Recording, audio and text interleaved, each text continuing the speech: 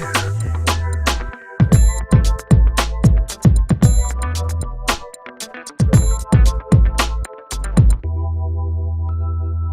so I'm going to be talking in this video about the tropical zodiac and its place or lack of place in Vedic astrology, and actually what it is. Before we get into actually even trying to get our head around what the tropical zodiac means astrologically, I want to just refer to a couple terms here, and I want us to understand like three things that are quite different from each other. One is the term the zodiac. The zodiac is a thing we use to measure the sky when we're talking about an astrological system. This term zodiac and tropical zodiac is thrown around as if it can mean a whole bunch of things, and it's not. In this context of reading astrology charts, the zodiac is what we use to measure the sky.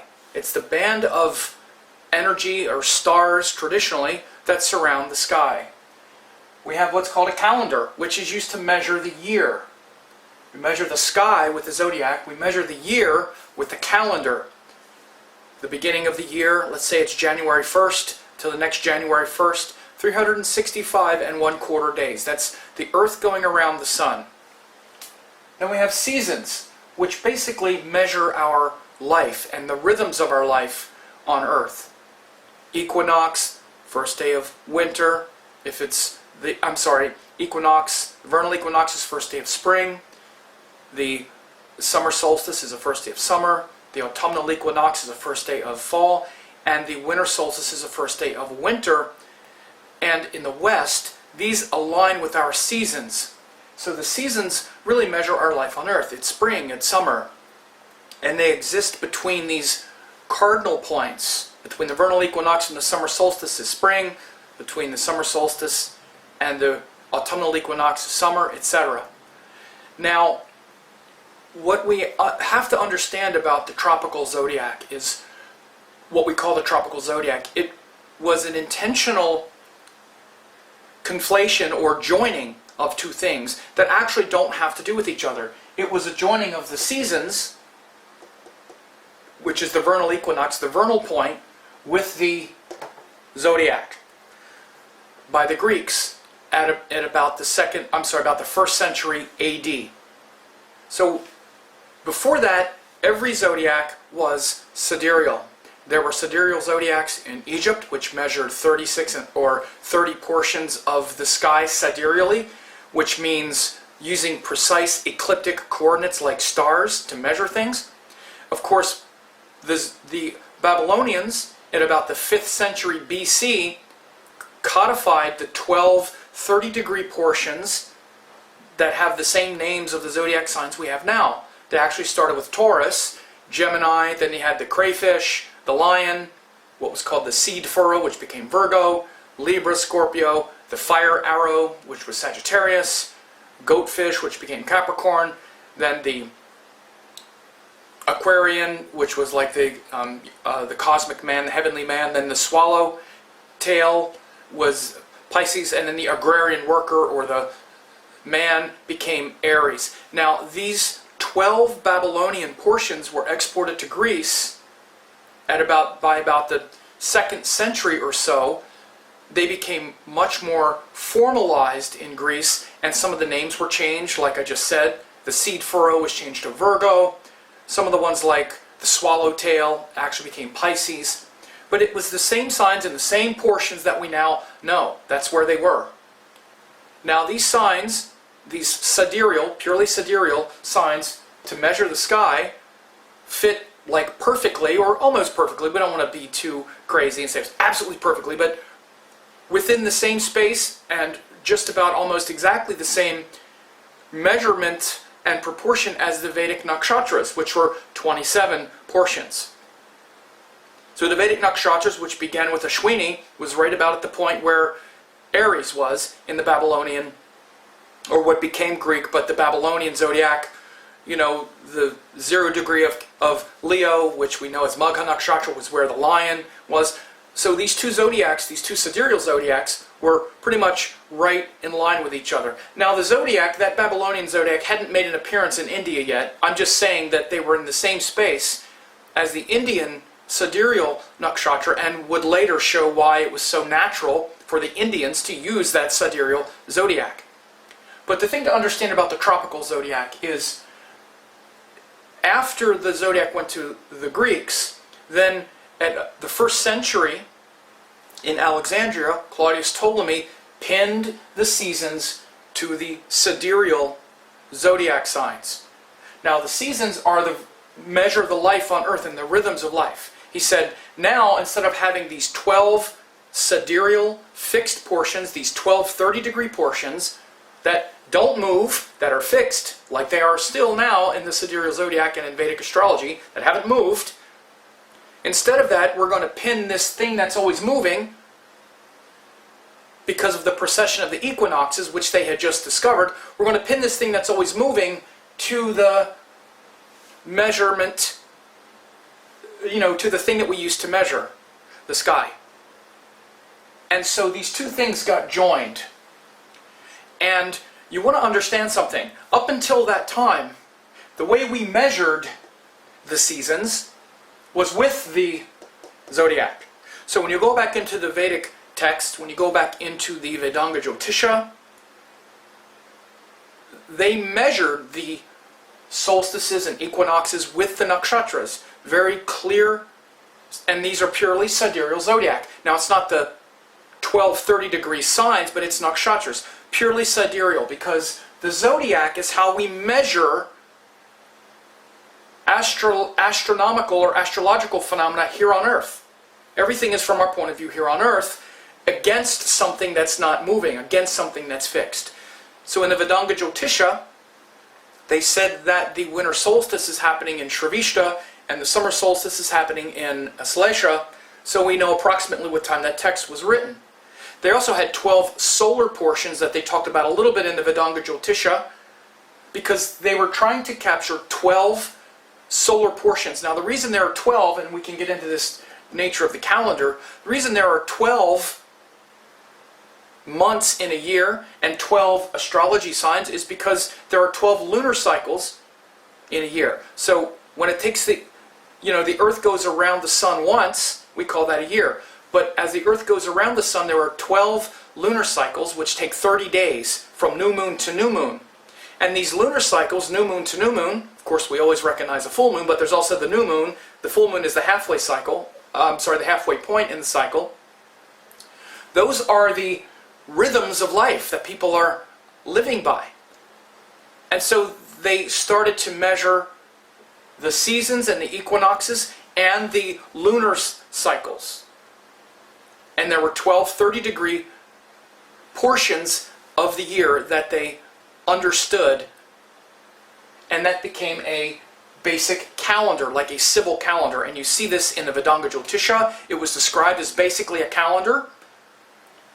Again, there was no astrology in those ancient texts, no horoscopic astrology where they were tracking Jupiter and making prognostications about what that section of sky meant. Oh, it's in Cancer, so it's emotional or whatever. There weren't even mention of other planets back then, at least in the Indian texts. There were some in the Babylonians. They were tracking the planets a little bit more, but not the Indians. There was also a section in the same Veda, because the Vedanga Jyotisha, the most developed version, is from a Veda called the Krishna Yajur Veda. In that same Yajur Veda, we have a section called the Tatariya Brahmana, which has more astronomical indicators that show the 12 solar months that the Indians were also using. Again, it's very tempting when we see solar months. This just means that it was related to the sun. It was measuring the sun, 12 spokes of the wheel of the sun.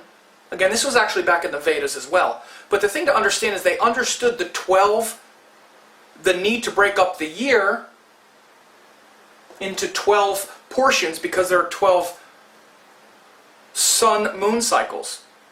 But they were measuring it sidereally. They measured it against the zodiac, because the sky is because that's how we measure the sky. And the way they would measure the 12 portions, which is still the way they do it today in India, is with the full moon nakshatra, the likely full moon nakshatra. So for instance, in the month of Ashad in India, it's because it's likely, if not almost guaranteed, that you're going to have the full moon in either Purva Ashada or Uttara Ashada that month. So actually at that month, the sun is in Gemini, usually, and the full moon is in Sagittarius in either Purva Ashada or Uttara Ashada. So they were even measuring the month based on a Sidereal nakshatra. They named the month. But they also had solar portions that were just connected to the seasons in the Tattariya Brahmana. And they had 12 names for them. Again, this is not tropical zodiac, though we have to be very careful. These are solar portions that are connected to the seasons, and they did move with the precession of the equinoxes. But we have to understand, they were not using that to erect horoscopes, and there was not even any evidence yet that the Indians understood that there was a precession of the equinoxes. So this was back in the Yajurveda. So we see the 12 solar portions way back in ancient India. This is why a lot of people have said they were using tropical zodiacs. So Rashis are tropical. They're always related to the sun, and they're always related to the seasons. Yes, this is true. But I want you to understand and read this sentence right here. Because what the Greeks did is they connected the equinoxes and solstices to the zodiac. And equinoxes and solstices should connect with the seasons and the calendar, not with the zodiac. So in the Vedas, in the ancient Vedic texts, the equinoxes and solstices were connected with the seasons. And what Ptolemy did is connect the seasons with the zodiac rather than the seasons with the calendar. Now the reason this is important, again, is because these ancient texts were calendars. They were just trying to figure out how many days were in the year and when we were having seasons, when it was going to be winter, when it was going to be spring. And again, they always connected the solstices and equinoxes with the seasons. Again, there was no 12 30-degree portion of the zodiac. They measured the equinoxes and the seasons with the nakshatras. For example, in the Vedanga Jyotisha, they say that the seasons are 4.5 nakshatras. They measured all this time with nakshatras. So this is one of the reasons why it's so confusing. And it's very easy to say, well, see, the zodiac is connected to the zodiac is connected to the seasons. But no, this is a conflation of concepts. Because the zodiac is how we measure things. And the seasons and the calendar are purely about life on Earth. Which means that if we fast forward to a few thousand years after this, after the Rig Veda and the text I was just talking about, and we talk about the Surya Siddhanta, which is probably the most important Indian astronomical text, we see the same thing. We see the same thing basically that we see in the Vedanga Jyotisha, where they're talking about the equinoxes, they're talking about the seasons, they're always connected. They're talking about 12 portions, just like in the Yajurveda as well. But now, instead of connecting them, again, to the year, which is actually what they did in the Vedanga Jyotisha, it was more connected to the year. Now, they're connecting the seasons to the zodiac, rather than to the calendar.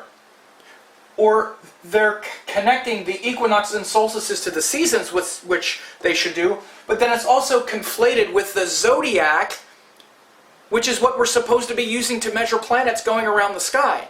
Look, you have to understand that the zodiac is to measure the sky. It's precise coordinates, not the seasons and not the calendar. So you want to understand that this is why many who have looked into this now realize, and particularly like great Western astronomers such as Cyril Fagan, who is the father of Western Sidereal astrology and an Egyptologist, realized that this is a conflation of concepts that don't have anything to do with each other. The vernal equinox and nailing our place on Earth and the seasons have nothing to do with the zodiac, which is how we're measuring planets moving around in the sky. I mean, just think about it. The implications are easier to understand if you just kind of visualize you're outside and you're looking up in the sky and you see Jupiter, which is easy to see, and it's next to, let's say, the star Regulus, what we call Magha in Vedic astrology. And you see Jupiter's there and Magha is there. In the ancient timeless zodiac of the Babylonians and of the Indians, the Sidereal zodiac, Jupiter's in Leo, because you're looking right at it. That's where it is. But when you then conflate this seasons, and when you calculate this zodiac, which is to measure the sky, based on equinoxes and solstices on Earth, what you then have to do is say, well, no, it's not in Leo. You have to add 24 degrees, because the zodiac now isn't where it is. It's where it is plus whatever the ionumtia is. Which means whatever that precise ecliptic placement is, plus how far the Earth has wobbled since the beginning of the, from the beginning of Aries, from the 0 point of the sidereal placement. So again, this is what the tropical zodiac is. It's taking what the thing is and then adding this abstract portion that's simply related to the seasons on Earth. Again, I'm sorry, that's simply related to the equinoxes and solstices on Earth. And they have nothing, as you may have just realized, with what we're looking at, with what we're measuring. And so again, in prehistoric times, before this happened and before the Greeks pinned the equinoxes and solstices to the zodiac, we would measure the equinoxes and solstices with the zodiac. Now we've pinned the thing we're measuring to what's measuring it. And kind of conflated that forward into something that's totally abstract. So you want to understand how this has created a lot of confusion, because when the zodiac started to arrive in India, the tropical zodiac, after this happened, and the Greeks or Egyptians created the tropical zodiac, it was a creation. It wasn't like these two zodiacs just developed and then they somehow corresponded. The zodiac is inherently sidereal. And if you hear people say otherwise, it's just not true. They might say otherwise because of what I just explained to you, that because they're related to the sun. But again, that's not a zodiac, that's a calendar, that's an almanac. You want to understand the difference, because that's just based on life on Earth and the Earth going around the sun.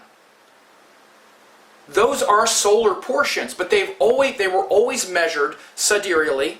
And when we're erecting horoscopes and looking at where planets are going around the Earth, why would we be taking the equinoxes and solstice portions of life on Earth, which is simply our relationship to the sun, and projecting that into space, rather than finding the thing that's where it is and where it always has been? So it's easy to see how these things could have gotten confused and conflated by, well, some modern writers, to be honest with you. It didn't confuse the Indians. Let's be really clear. This is why they did not use the tropical zodiac. First of all, they never had used it before in anything. All the ancient zodiac measuring criteria were sidereal, nakshatra-based, always. Nothing tropical. You didn't see the tropical until after the Greeks. And then once it showed up in India, around the 2nd, 4th, 5th centuries, you see it in the text, mainly the astronomical text, particularly the Surya Siddhanta. You see now, instead of saying the equinoxes and solstices are measured sidereally, you see them measured as the zodiac signs. So in the Vedanga Jyotisha it said the winter solstice is on Shravishta, and then a couple thousand years later in the Surya Siddhanta it says the winter solstice is Capricorn. Joined this zodiac sign. So now all of a sudden the season is joined the zodiac and is the zodiac. So again, this is what created the confusion, I think, in modern times. They weren't confused back then. The Indians obviously were not confused. They knew what they were looking at, and they did not buy into this conflation. They might have been confused for a little bit, but as we know, the tradition is not tropical. And it's not tropical because of how wise they are. They understood the difference between these things. And of course, there are some modern Vedic astrologers who use tropical zodiac in their practice, and that's fine. You can use tropical zodiac in your practice, but you have to be clear about what you're doing, and you have to be really careful, particularly with those Vedic astrologers who go on to say that Sidereal zodiac is a mistake and they should have never done it, and Rashis are always tropical, and all of this is not true. It's not true historically. And in fact, the conflation of the equinoxes and solstices with the zodiac is now something that's becoming very publicized, I guess you would say. There was a PhD student who had spent 30 years, his name is Dr. Robert Powell, researching this.